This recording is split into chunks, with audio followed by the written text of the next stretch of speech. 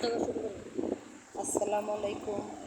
আপনাদের মাঝে আজকে নিয়ে আসলাম অনেক উপকারী একটা ভর্তা, ঠান্ডা লাগলে যেটা অনেক উপকার হয়। আমি সেই ভর্তার জন্য নিয়ে আসছি। প্রথমে নিয়ে নিব শুকনো মরিচ, আর প্রধান উপকরণ হচ্ছে রসুন। এটা হবে রসুনের ভর্তা। আমি শুকনো মরিচ ভেজে নিয়েছি, রসুনগুলা সরিষার তেল দিয়া ভালো করে ঢেকে দিয়ে একটু সিদ্ধ করে নিয়ে সুন্দর করে ভেজে নিয়েছি।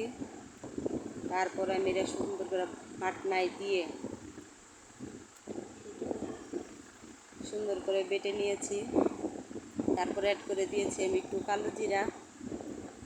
কালো জিরাটাও ঠান্ডার জন্য অনেক উপকারী।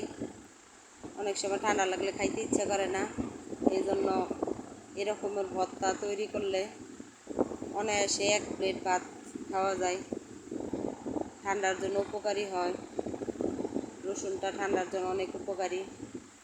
আমার রেডি হয়ে গেছে ভর্তা। আপনারাও বাসায় অবশ্যই ট্রাই করবেন, ঠান্ডার জন্য অনেক উপকার।